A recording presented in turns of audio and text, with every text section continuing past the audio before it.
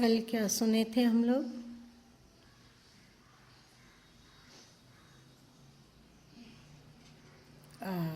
दीपक से पहले कोई दूसरा जन सोच के बोलो।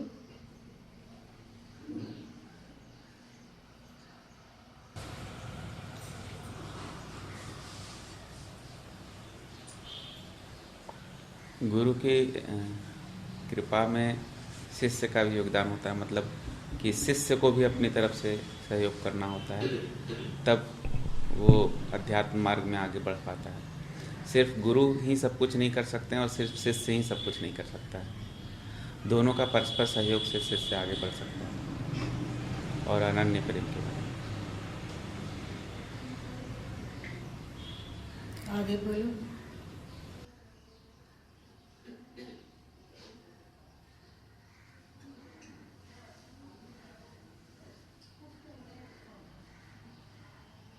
एक दिन में भूल कैसे जाओगे?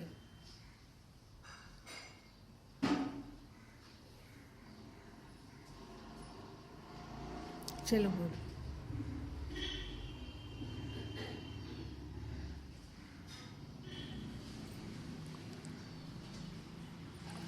इसमें विस्तार से ये हुआ था कि सद्गुरु हर संभव प्रयत्न करते हैं कि शिष्य का कल्याण हो, परंतु अगर शिष्य नहीं चाहे और बार बार पतन की ओर ही जाना चाहे तो उस जगह सद्गुरु नहीं कुछ कर पाता है। उसमें सुअर ही दूध पिला के रखे, पलंग सुताए, और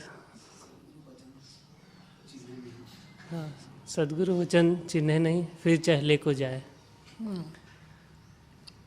और भी हुआ था कि जो तुलसीदास जी पद लिखे कि मौसम को कुटिल खल कामी, या गुरु माँ का भी पद में आया है, पांचों नाग मुझे है प्रभु जी ढसने को फनकाढ़ा। तो क्या ऐसा हुआ होगा कि लेखक के साथ ऐसा हुआ? तो इसमें थोड़ा और तेज आवाज, पीछे नहीं सुनाई पड़ रही है। इसमें गुरु माँ द्वारा बताया गया कि ये सब जो पद लिखा गया है सच्चे संत के द्वारा, जैसे गुरु माँ द्वारा, तो उस समय आसपास के माहौल में आसपास के मनुष्यों से तादात्म्य हुआ मन, और उनके साथ ऐसा घट रहा था तो उसको ये पद में अंकित कर दिया गया कि ऐसा होता है, ऐसा होते हुए देखें उनके मनोभावों को।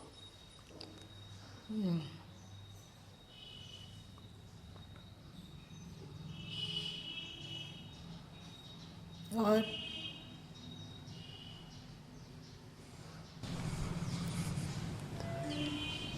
संतों की वाणी विनम्रतापूर्वक इस बात को स्वीकार किया गया है कि जैसे तुलसीदास जी की घटना, तो तुलसीदास में सारा इस तरह का अवगुण ही भरा हुआ होगा ऐसी बात नहीं। सिर्फ एक काम की घटना बहुत बार आई, लेकिन और भी जो अवगुण के बारे में बोले कि मौसम कौन कुटिल खल कामी, तो कुटिल या खल या दुष्टता इस तरह की बात तुलसीदास में भरी होगी ऐसी नहीं, लेकिन वही जो अगल बगल के परिवेश में जो उन्होंने देखा तादात्म्य कर लिया, उसके साथ एकाकार हो गए, वही बात को उन्होंने रामचरितमानस में लिखा। या ऐसे ऐसे और भी सब जो ग्रंथ हैं जो पुराने हैं उसमें जो लिखी हुई बात मिलती है, तो ऐसा नहीं कि वो खुद अपने ऊपर। जैसे कि एक बार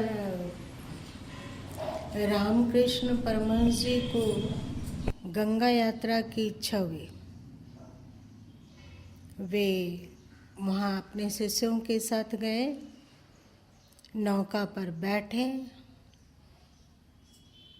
और नौका चल दी। जब नौका आगे बढ़ी तो स्वाभाविक ही देखने के क्रम में उनकी आंखें गंगा तट की ओर गई, तो उन्होंने देखा कि गंगा तट पर किसी एक व्यक्ति को कोई बहुत हंटर से मार रहा है। और रामकृष्ण परमहंस जी चिल्लाने लग गए, बेचैन हो गए, विकल हो गए, आ वो करने लग गए। ऐसा लगने लगा कि उन्हीं को चोट लग रही है। तो सभी शिष्य घबरा गए और बोले कि हुआ क्या है, क्यों इतना अब करा रहे हैं, बहुत अब मत मारो, अब मत मारो, अब मत मारो। शिष्य लोग समझ नहीं पाए, और जब वो दोनों मारपीट होके चली गई तो एकदम कराते रहे रामकृष्ण परमहंस जी, और उनके कुर्ता हटाकर देखा गया तो पाया गया कि अनेक सोटों और डंटों का चिन्ह उनके पीठ में है। तो क्या ये रामकृष्ण परमहंस जी को मारा गया? हाँ, ऐसा नहीं है कि वे अपने दक्षिणेश्वर में रहते हों और कहीं कोई मारपीट हो रहा हो तो वो सारा मारपीट रामकृष्ण परमहंस जी के पीठ पर उभर आए, ऐसी बात नहीं है। जो उनके सामने है और कुछ घटित हो रहा है तो उसमें यदि उनका तादात्म्य हो जाता है तो वो सारी घटना अपने आप में दिखने लग जाती है। समझ? और जब तादात्म्य नहीं होती है और वे अपने अंतर्मुखता में लीन होते हैं तो फिर कोई बात नहीं, आसपास क्या हो रहा है उससे उनको कोई मतलब नहीं है, कोई तादात्म्यता नहीं है, कोई लेना देना नहीं है। वे सबके बीच में रहकर भी एकांत में हैं और भीड़ में रहकर भी वे अकेले हैं। आगे बोलो। इस क्रम में हम लोग गुरुमा बताएं कि ऐसे बहुत से संत होते हैं जिनके जीवन में संतत्व निखरता है। जैसे तुलसीदास जी, तो उनका जीवन देखने से लगता है कि प्रारंभ में उनका स्वभाव अनगढ़ था, लेकिन फिर आगे चल के संतत्व को प्राप्त हुए। और बहुत कम दुर्लभ ऐसे संत होते हैं जो एकदम बाल्यकाल से ही उनमें संतत्व निखरा रहता है।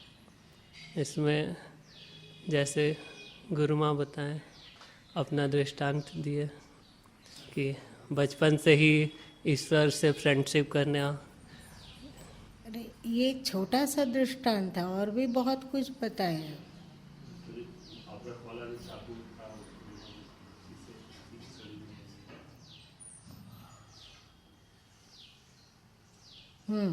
और सार में तो ये था कि सद्गुरु हर संभव प्रयत्न करते हैं कि शिष्य का कल्याण हो, परंतु शिष्य जब तक सहयोग नहीं करेगा तब तक कुछ भी नहीं हो सकता उसका कल्याण।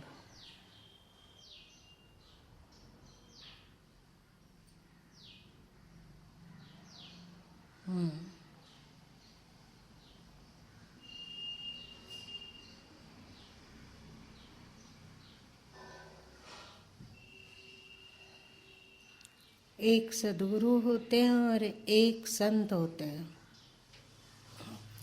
संत और सद्गुरु में बहुत बारीक लकीर है। अक्सर हम लोग सद्गुरु को संत कहते हैं और संतों को सद्गुरु कहा जाना लगता है दोनों पर्यायवाची है। लगता है ना कि सद्गुरु और संत दोनों ही पर्यायवाची हैं, पर सद्गुरु और संत में एक सूक्ष्म अंतर है। संत उसे ही कहा जाता है जो किसी दुख को प्राप्त करके अथवा किसी संत के सानिध्य में आकर अथवा किसी घटना के कारण अथवा कोई पुस्तक पढ़कर उनमें बाद में संता तो निखरता है।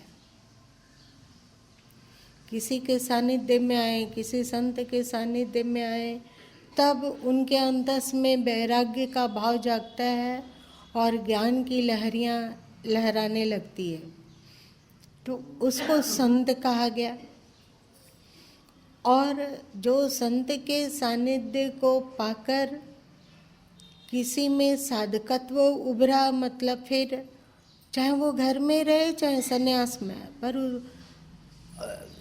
घर गृहस्थी में यदि चले गए तो उसमें साधकत्व निखरा ना, साधकत्व निखरा तो वो साधक कहेगा। और यदि और अधिक परिश्रम किए तो वे भी संत के दायरे में आ जाएंगे।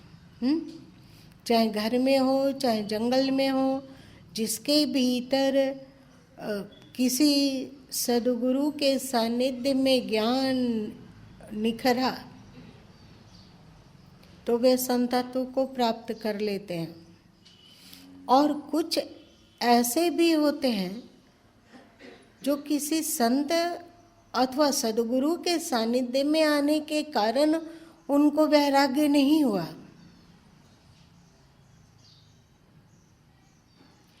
किसी धर्म ग्रंथ को पढ़ने के कारण उनको वैराग्य अथवा भक्ति नहीं जागी, वो उनके जन्म काल से ही उनके साथ थी।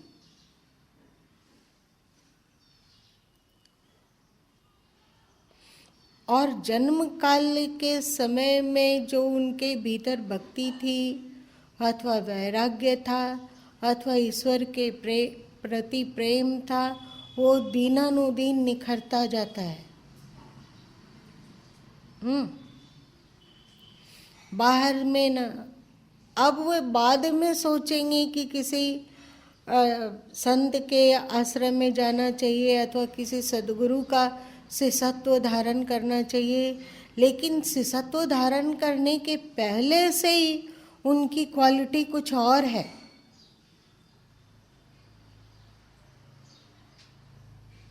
कल इस पर चर्चा की गई थी ना। सद्गुरु के शरण में आने से पहले वे दिव्य थे, पहले भी दिव्य थे। सद्गुरु के शरण में आए तो भी दिव्य हैं, और यदि सद्गुरु का शरण छूट जाए तो भी वे दिव्य ही रहेंगे। और उनकी दिव्यता दिन प्रतिदिन निखरती जाती है। अथवा निखरने का क्या, सोचो कि जिस आयाम तक पहुंचा जा सकता है अथवा जिस आयाम में पहुंचना चाहिए, उस आयाम में वे सद्गुरु से जुड़ने से पहले ही पहुंचे हुए थे। सद्गुरु से जुड़ गए तो भी पहुंचे हुए थे, और सद्गुरु के ओझल हो जाने के बाद भी उसी आयाम के वासी हैं वे। ऐसे लोगों को सद्गुरु कहा जाता है। और जो बाद में निखरते हैं उनको क्या कहा जाता है? ऐसे सद्गुरु यदि घर में हो, गृहस्थी में हो, लेकिन जन्म काल से उनमें दिव्यता परिलक्षित होती हो, जो एक रस किशोरावस्था में बनी रही, एक रस युवावस्था में बनी रही, एक रस प्रौढ़ावस्था में बनी रही, तो वो संत है, सद्गुरु हैं। ठीक, बारीक अंतर समझ में आ गया? क्यों संत सद्गुरु के चरणों में झुकते हैं? क्यों?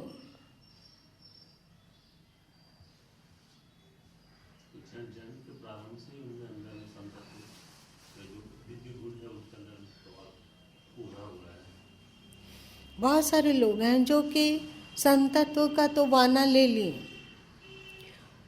संत की संगति को पाकर उनके भीतर वैराग्य उत्पन्न हुआ और वे संतत्व का बाना ले लिए। बाना मतलब भेष ले लिए, पर उनके आचरण से, उनके व्यवहार से, उनके सोचने के तरीके से संतत्व नहीं झलकता है। ऐसा भी होता है ना, होता है। और बहुत सारे लोग ऐसे हैं जो भले ही रंगीन वस्त्र में हो, पर हैं वे बड़े छुपे रुस्तम। अगर उनके भीतर संतत्व घट रहा हो तो, है ना, सच में संतत्व घट रहा हो और वो संतत्व टिकाऊ हो, वो संतत्व आचार विचार सोच कर्म में भी झलकता हो तो उसको संत कहेंगे। चाहे वे बाना में रहें, बाना मतलब भेष, है ना, सदुकड़ी भेष में रहें या सदुकड़ी भेष में ना रहें। उसी तरह सदगुरु भी चाहे बाना में रहे चाहे बाना में ना रहे, वे सदगुरु ही होंगे। पर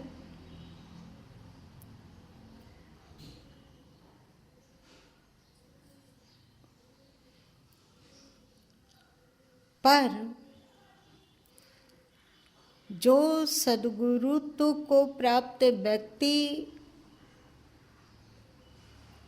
बाना में नहीं है, गृहस्थ आश्रम में है, तो तुम लोग तो जानते हो कि को न कुसंगत पाए न साई।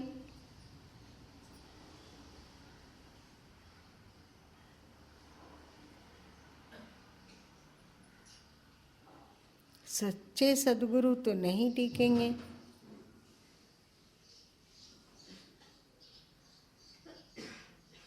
पर काजल की कोठरी से सावधानी पूर्वक ही, काजल की कोठरी में सावधानी पूर्वक ही प्रवेश करना उचित है।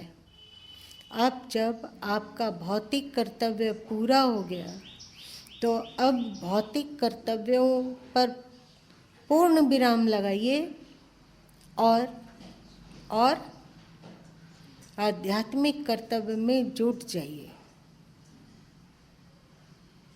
तभी साधकत्व परिपक्व होगा।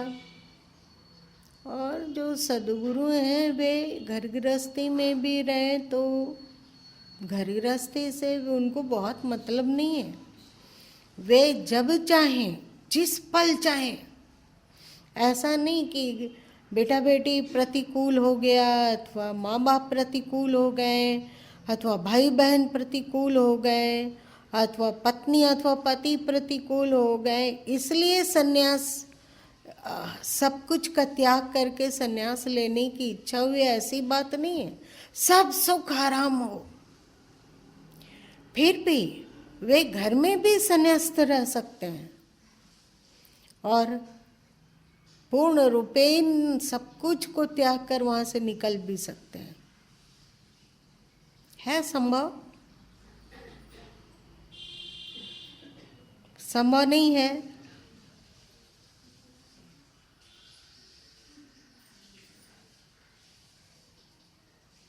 अरे बाबा, ऐसा कौन सा भारी भरकम सवाल है रे?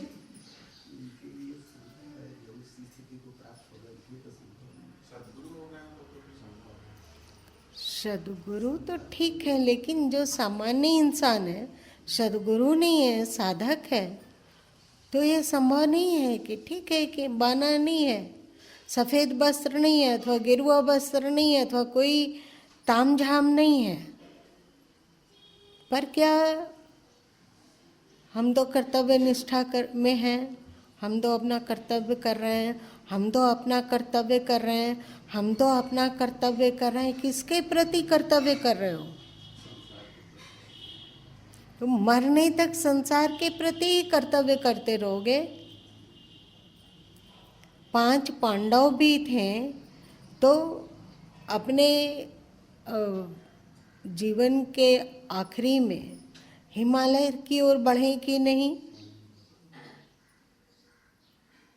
वे तो नहीं सोचे कि अभी कर्तव्य करना है, कर्तव्य करना है, कर्तव्य करना है। परीक्षित को राज्याभिषेक तो कर दिए, पर उसको अभी राजा का गुण सिखाना है, कर व्यवस्था कैसे हो, क्या हो, नहीं हो, अभी हम कर्तव्य करेंगे, कर्तव्य करेंगे, तो वहीं सड़ जाते हैं। तो ये कर्तव्य का भूत उतर सकता है, गृहस्थी वाला कर्तव्य का भूत उतर जाए। आपका उम्र 50 से अधिक हो गया, अब 52 से अधिक हो गया, तो गृहस्थी वाला कर्तव्य का भूत उतर जाए और अब अध्यात्म का कर्तव्य का भूत चढ़ जाए सिर पर। अपनी आत्मा के प्रति भी तो हमारा कुछ दायित्व है कि नहीं? ये पगलपना ना समझ में नहीं आता है।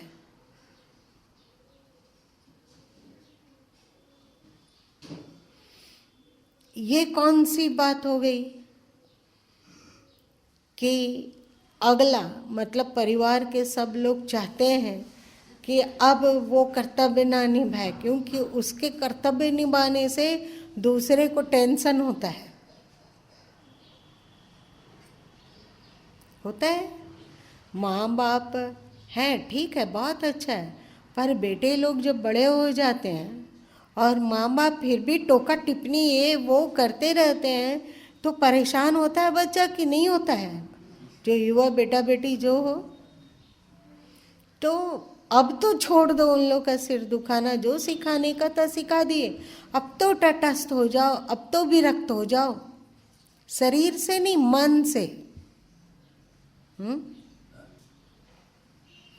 खैर, सदगुरु तो अडोल अकम्प है, पर संत पर सानिध्य का प्रभाव पड़ता है।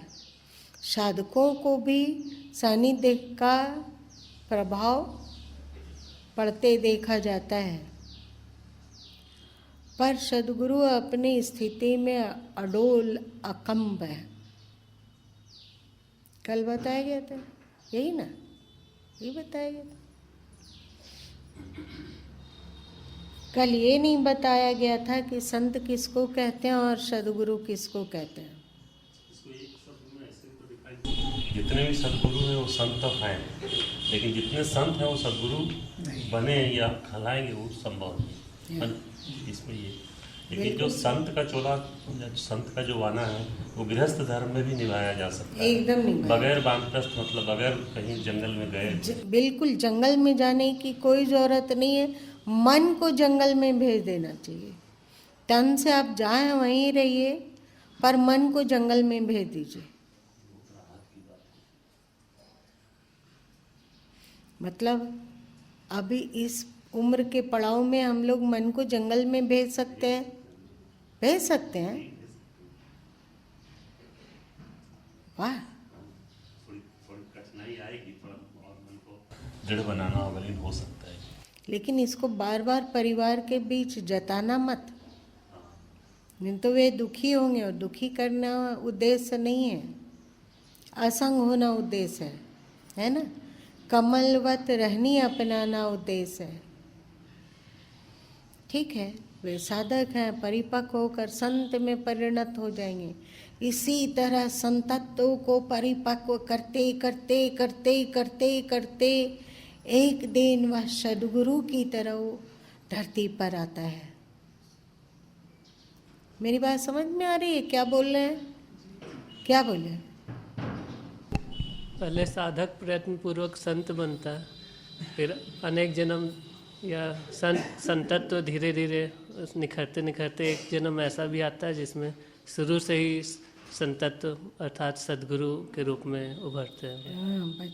जन्म के साथ ही उनमें संतत्व रहता है। बचपन में भी संतत्व परिलक्षित होता है, वे अपने संतत्व में अडीग हैं, तो वस्तुतः वे सद्गुरु हैं।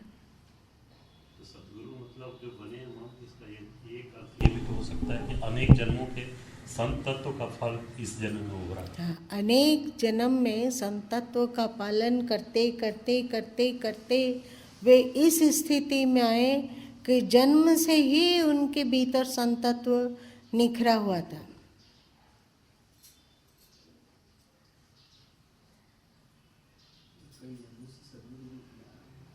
अथवा हो सकता है विगत जन्मों में भी सद्गुरु रहे हों।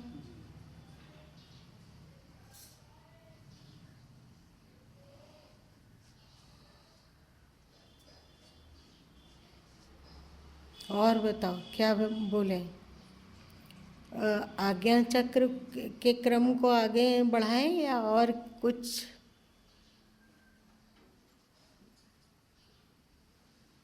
आज्ञा चक्र में स्थिर रहने के लिए तो बताया गया सपोर्ट आता, तो इसलिए बताया गया कि आज्ञा चक्र में स्थिर कैसे रहना है। उसकी पात्रता कैसी?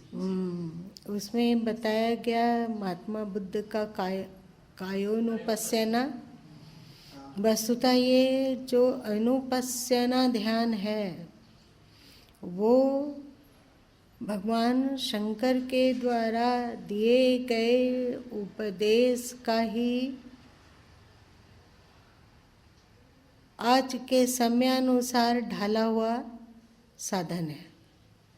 ठीक है, आज के परिप्रेक्ष्य में उसको सजा धजा के पर प्रस्तुत किया गया। बताओ अब क्या बोले?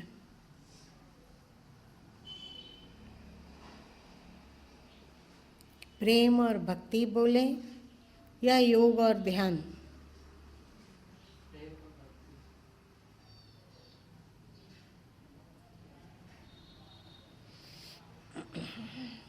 और बहन लोग का?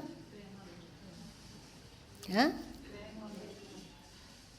अच्छा। अभी तुम लोग ऐसा ही भजन भी गा रहे थे ना? साचा साहब एक तो मैं आशिक तेरा, तू मेरा साहब मैं तेरा आशिक, और क्या?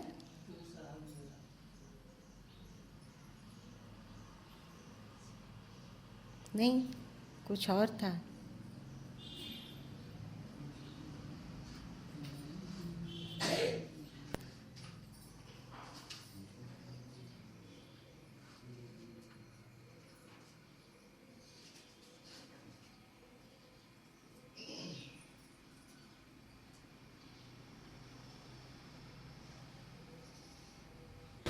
गफलत मेरी मेटी की मुही कर गुसियारा, भक्ति भाव विश्वास में देखूं तरस तुम्हारा। सिफत तुम्हारी क्या करूं तुम गहीर गंभीरा, सूरत में मूरत में बसे सोई नियत कबीरा। सबको आशिकी का अनुभव है, किसी के भी प्रति आशिकी का अनुभव है कि नहीं है? है किसका?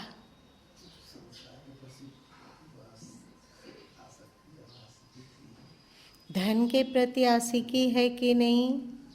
प्रतिष्ठा के प्रति आशिकी है?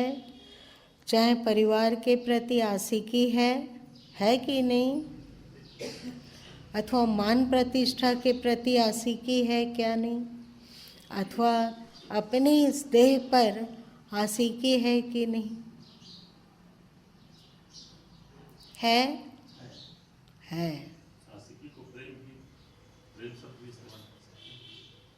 आशिक उर्दू शब्द है अथवा अरबी शब्द है। आशिक का अर्थ होता है दीवाना जैसा कुछ।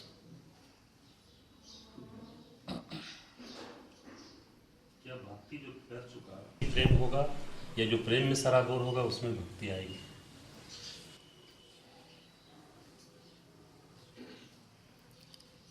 श्रद्धा और भक्ति में इतना ही अंतर है। श्रद्धा किसी भी आदरणीय और सम्मानीय व्यक्ति के प्रति हो सकती है।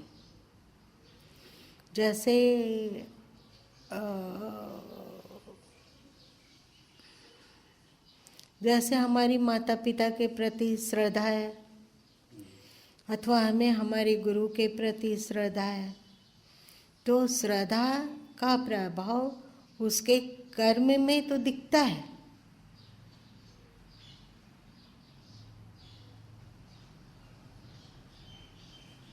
पर उसमें प्रेम संयुक्त हो ही यह आवश्यक नहीं है। ठीक से सोचो, किसी भी सम्मानित व्यक्ति के प्रति श्रद्धा हो सकती है, अच्छी बात है, पर जब तक वो भक्ति में परिणत ना हो जाए, भक्ति में श्रद्धा से विशेष क्या चीज़ है? वो है प्रेम। भक्ति, किसी के प्रति भक्ति हो, उसमें जब प्रेम जुड़ जाता है तो उस प्रेम की डोरी को पकड़कर वो व्यक्ति वहाँ पहुँच जाता है जहाँ के प्रति उसकी भक्ति है। भक्ति के लिए प्रेम माध्यम। क्या बोलें गुरु माँ? यदि आपकी भक्ति, भक्ति मतलब क्या? श्रद्धा युक्त श्रद्धा कह सकते हो, प्रेम युक्त श्रद्धा कह सकते हो, अथवा प्रेम संयुक्त भक्ति कह सकते हो उसको। तो जब वो भक्ति जिसके प्रति है उससे यदि प्रेम हो जाए तो वो प्रेम की डोरी के सहारे वहाँ तक पहुँच जाएगा जहाँ उसकी भक्ति थी अथवा भक्ति हो रही थी, अथवा जिसके प्रति बहुत प्रेम है। जैसे मान लिया जाए किसी को किसी संसारी व्यक्ति के प्रति प्रेम हुआ, किसी मोहग्रसित व्यक्ति के प्रति भक्ति जागी और वो भक्ति से प्रेम भी संयुक्त हो गया, तो वो भक्ति उसे उस संसारी तक पहुंचा देगा। मतलब उसी तरह तेरा मन भी संसार से रच बस जाएगा, उसी से रंग जाएगा, और जैसा उसका विचार है, जैसी उसकी सोच है, जैसा उसका आचरण है, धीरे धीरे तुम भी वैसे ही बनने लग जाओगे, क्योंकि तुम उस तक पहुंच गए और वो तुम्हारे भीतर उतर गया। थोड़ी हमें पता है कि जो पहली बार सत्संग सुनते होंगे तो शायद नहीं समझ पा रहे होंगे। क्या बोले? समझ में आया राम जी? क्या बोले? जिसके प्रति प्रेम युक्त भक्ति होगी, जिसके प्रति भी हो, तो वो व्यक्ति जिस मन स्थिति में होगा उस मन स्थिति को धीरे धीरे वो प्राप्त कर लेगा। इसको तुम लोग कई बार सुने चुके हो, ध्यान तद्रूपता सुने हो ना?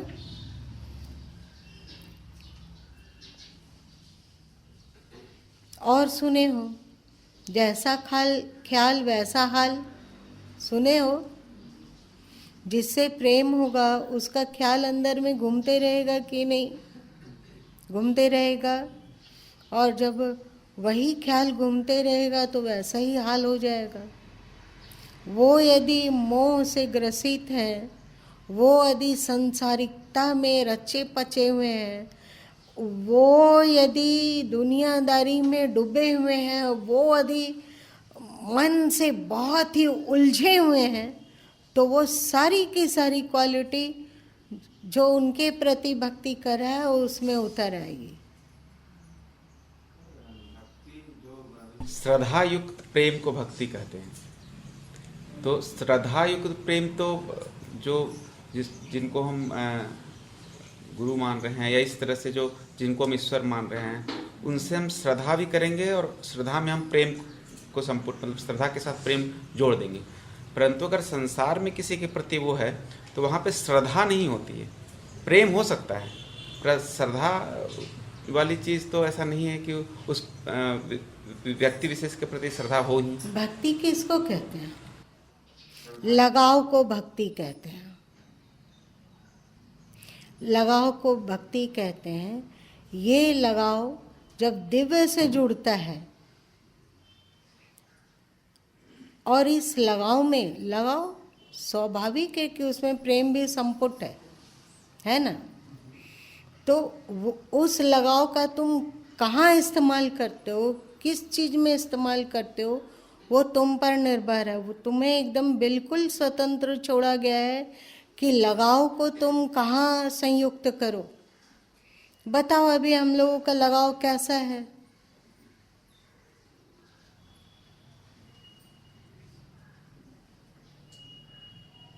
कहाँ लगाव है?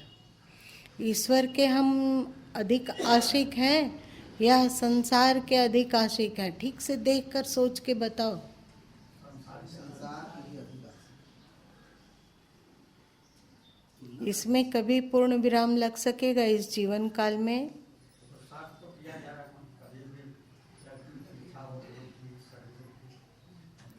तो छोड़िए, आप पुरुषार्थ कर रहे हैं, बहुत अच्छी बात है। क्या साथ साथ में गुरु गोविंद के प्रति आपकी आशिकी में कुछ कुछ वृद्धि हो रही है? बहुत बहुत वृद्धि हो रही है। अच्छा, बहुत वृद्धि हो रही है। और तुम लोग बताओ? अच्छा, हो रही है, सामान्य वृद्धि हो रही है, रुका हुआ नहीं है। माइनस की ओर आप नहीं जा रहे, माइनस की ओर नहीं जा रहे हैं। तो ये लगाव अपना कमाल दिखाएगा। जैसे पहले ग्रामोफोन हुआ करता था ना, उसमें एक पिन होता था, और उस पिन को जहाँ रख दोगे उस ग्रामोफोन पर, तो उसमें जो भरा हुआ है वो बजने लगेगा।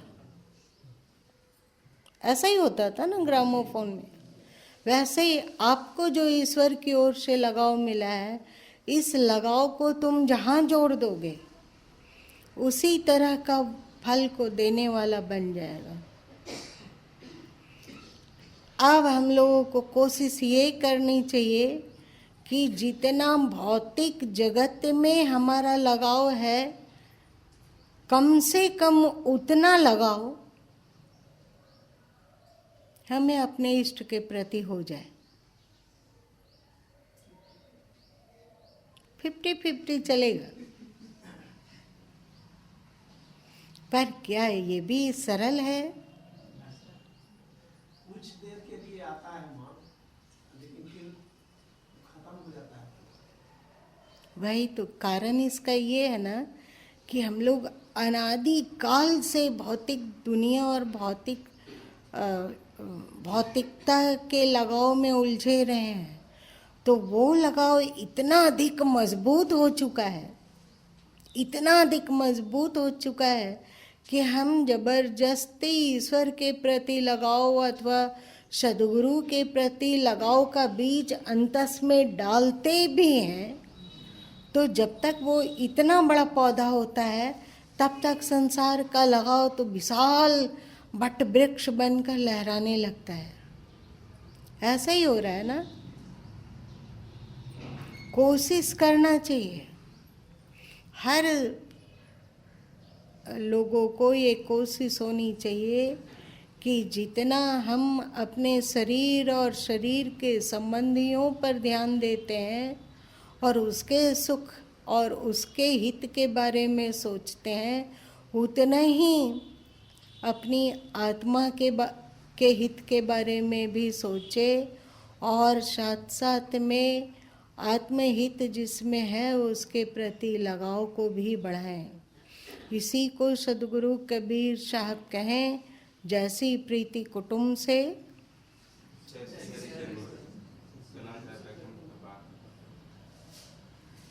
कोई बात नहीं, परिवार से ज़्यादा नहीं कर पाते हो चलेगा, लेकिन जितना परिवार में है उतना तो कर ही सकते हैं ना। सबको कठिन लग रहा है क्या? इसमें से ऐसे कोई व्यक्ति जो 50-50 तक पहुंच चुके हैं, अब थोड़ा सा उसको पुरुषार्थ बाकी है करने को, ऐसा कोई व्यक्ति?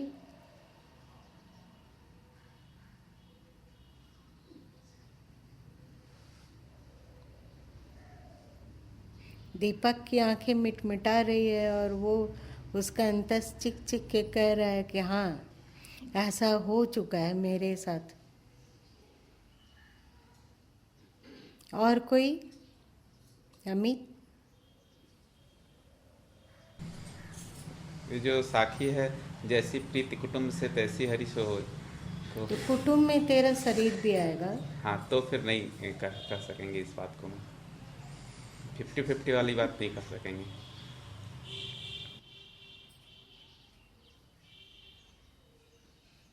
प्रियंका?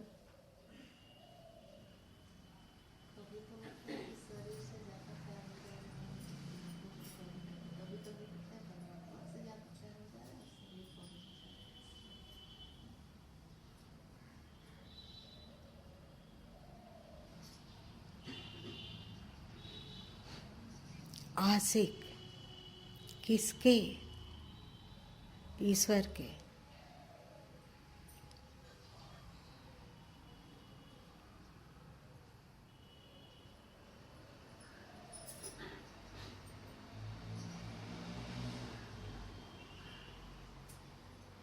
शायद आज ज्ञान सूत्र में आशिक की कुछ बातें होगी। देखो, ज्ञान सूत्र। जो भी कर्म करते हो वह ईश्वरीय आज्ञा के अनुरूप हो। उन कर्मों को भी प्रभु चरणों में चढ़ाकर उनका मात्र उपकरण बन जाना, कठपुतली बन जाना, पर डोर तो उन्हीं के हाथ में हो। प्रभु से प्रार्थना करना, हे प्रभु मेरे हाथों से तू ही कर। हे सर्वेश्वर मेरी आँखों से तू अपनी इच्छा अनुरूप देख। हे नारायण मेरी समस्त इंद्रियां, मन, बुद्धि आदि पर तेरा आधिपत्य हो। तू इनसे अपनी इच्छा अनुसार कार्य ले। अब मैं अपनी इच्छाओं का आग्रह छोड़ता हूँ। अब तू मुझसे अपनी इच्छा अनुसार कार्य ले। अब मेरे हृदय में तू ही धड़क, मेरी भावनाओं में तू ही क्रीड़ा कर। सूर्योदय में छा जाने वाली लीला की तरह सूर्योदय में छा जाने वाली लाली की तरह तू ही मेरे अंतस में छा जा। मेरी जीवन धारा तुम्हारी पूजा बन जाए। मेरे हर श्वासों का सरगम तुम्हारा ही गान करे। मेरे समस्त कर्मों के फूल तुम्हारे चरणों में समर्पित हो। क्या इसी को आशिक कहा जाता है? क्या ऐसे ही आशिक होता है?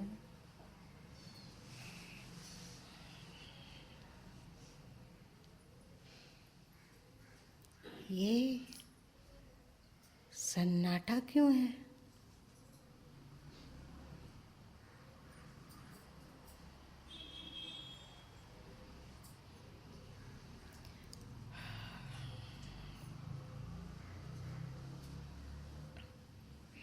वैसे सच पूछा जाए तो गुरु माँ में ऐसी कोई आशिकी नहीं है।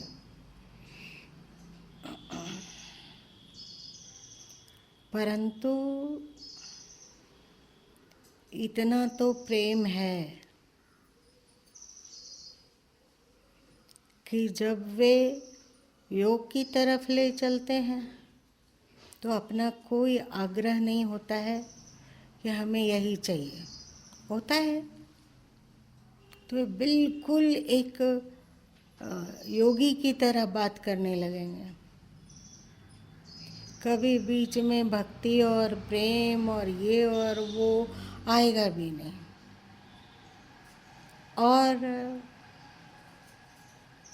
जब वे निष्काम कर्म और सेवा की ओर ले चलते हैं तो कोई आग्रह नहीं होता है कि योग हो, ध्यान हो, समाधि हो, कुछ नहीं रहता है। और जब वे ध्यान में ले चलने लगते हैं तो उसमें भी उतना ही सहमति जितना कि भक्ति में सहमति है, निष्काम कर्म योग में सहमति है, अथवा आशिकी में सहमति है, योग में सहमति है।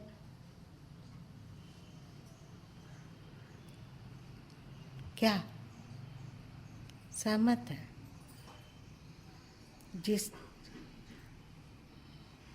यदि वे उस ओर ले चलेंगे तो ठीक है, चलो ऐसा हो। और एक बात है कि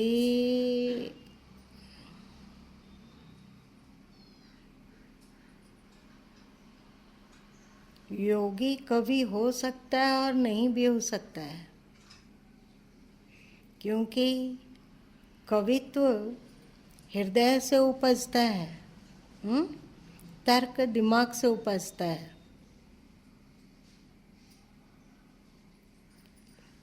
सहमति है? कवित्व हृदय से और जब भक्ति होती है, जब प्रेम का पारा चढ़ता है और जब ईश्वर के प्रति दीवानगी उठती है, तो फिर वो गाना गूंजने लगता है, मैं शायर। फिर और ये आशिकी थोड़ी बहुत नहीं होती है, ये आशिकी उसके उनके ऐसे आशिक लोगों की आँखों में इस तरह से जकड़ जाल बना लेता है, इस तरह वो भर जाता है कि आँख को दूसरे तरफ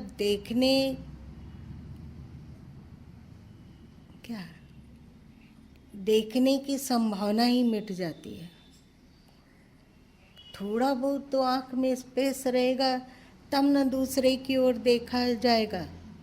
सदगुरु कबीर साहब कहें, दूसर साईं क्यों करूं, तुम सा कोई ना और, ऐसा कुछ है ना।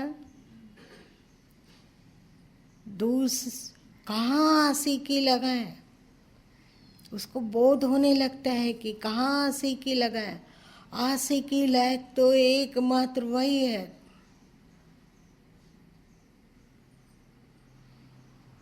और साथ साथ में वो आशिक ये भी प्रार्थना करता है कि हे प्रभु, मेरा तेरे सिवा और कोई नहीं है अपना। हम लोगों का अपना कोई और है, उसके सिवा कोई है ऐसा चीज जो मृत्यु हमसे छीन ना ले, वही ना अपना होगा।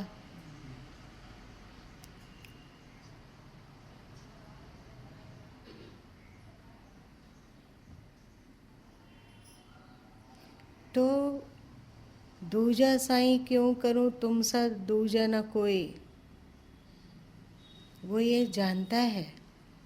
और इसी तरह उसको प्रेम भी होता है, पर साथ साथ में वो ये भी कहता है कि साहब तुम जनी भूलियो, लाख लोग मिल जाहीं, हमसे तुमको बहुत है, तुमसे हमको नहीं। है ना सदगुरु साहब की बानी कि हे साहब तुम हमें बिसरा ना देना। एक भावुक भक्तों की प्रार्थना है जो कभी कभी पल दो पल के लिए आ जाती है, उसको भी सुन लो। और जब ये पल दो पल की स्थिति हट जाती है तो कौन सी मनोभाव होता है, उसको भी सुन लो। कभी कभी आशिकी में वह ईश्वर से प्रार्थना करता है कि हे प्रभु, नैनन अंतर आव तू,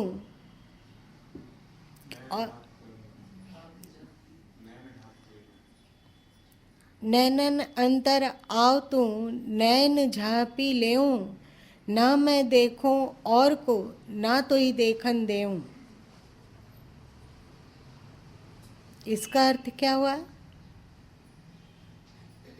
कि तू मेरी आँखों में आओ और मैं अपनी आँखों को बंद कर लूँगा, तो तुम मेरी आँखों में ही कैद हो जाओगे, हो जाएंगे ना। आँखों में ही कैद हो जाओगे तो आँखें बंद होने के कारण मैं किसी और को देख नहीं सकूँगा। देख सकेंगे क्या आँख बंद हो जाए तो? और तुम मेरी आँखों के भीतर कैद रहोगे, इसलिए तुम भी किसी और को नहीं देख सकोगे। नहीं नहीं, ये प्रेम की एक अवस्था है जो कभी कभी आशिकों पर आया करती है। और कभी कभी ये भी भाव होता है कि साहब तुम जनी भूलियो, चाहे लाख लोग मिले जाहीं, मुझसे तुमको बहुत है पर तुम सा हमको नहीं। इस बात में भी पूरी सच्चाई है।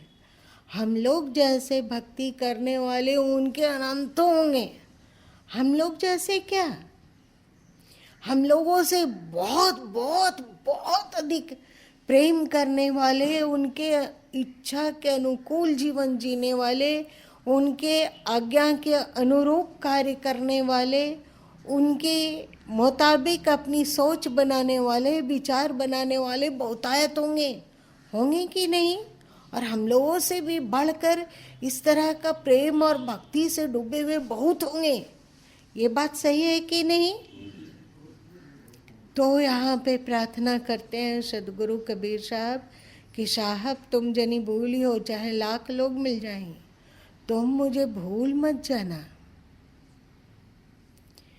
क्योंकि जैसे ही कछुआ अपने अंडे को भूलती है, वैसे ही अंडा क्या होता है? सड़ने लग जाता है। इसलिए सदगुरु कबीर साहब को ये कहना पड़ा कि साहब तुम जनी भूलियो, तुम मुझे भुला मत देना, वरना पक्का है कि फिर मैं सड़ ही जाऊंगा।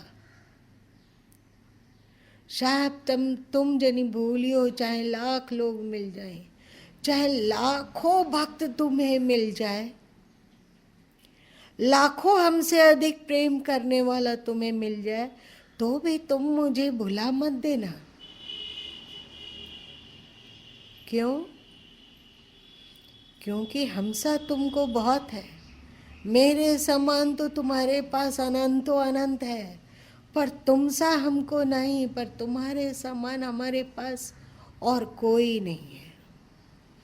कितनी कातरता रही होगी इस वाणी में, सोचो। कातरता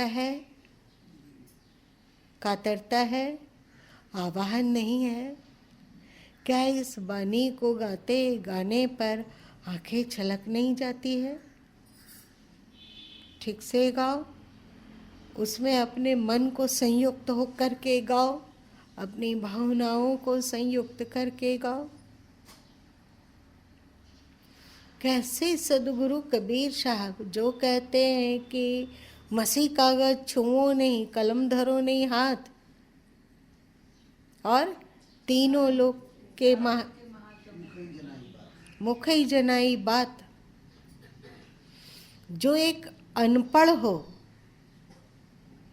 जैसा कि लोग कहते हैं, उनमें इतना अधिक कवित्व कैसे आ गया? सब विषय पर वे कलम चलाने लगे।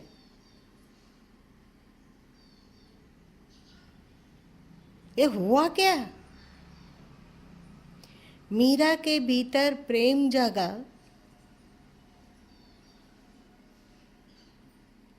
तो सामान्य पढ़ी लिखी मीरा के पद बनने लग गए। बनने लगे। तुलसीदास जी अपने जीवन काल में क्या थे क्या नहीं थे सो जाने दो, पर जब उनको श्री राम से प्रेम हुआ, आशिकी हुई, तो वे कवि बन गए। बने ना।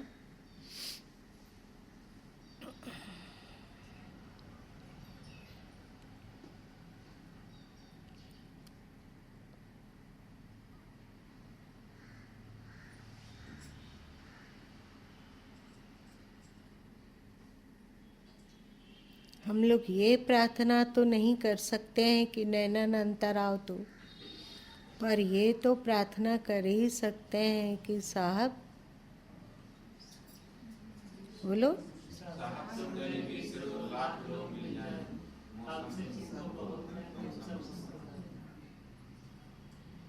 इसको गा क्या और एकदम भावपूर्वक गाओ तो, आंखें बंद कर लो और भावपूर्वक गाओ तो।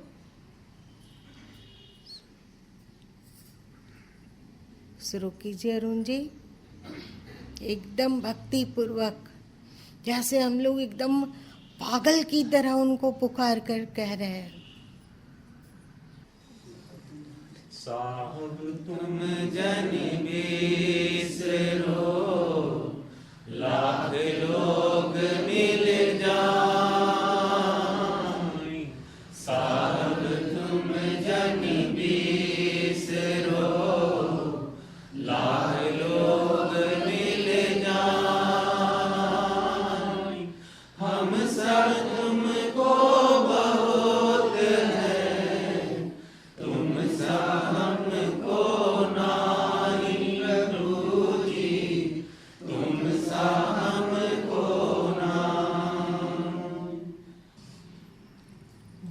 बहुत अच्छा।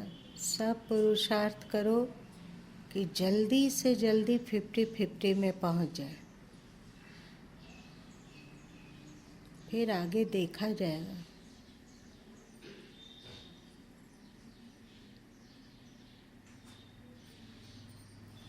आज इतना ही रहने दो।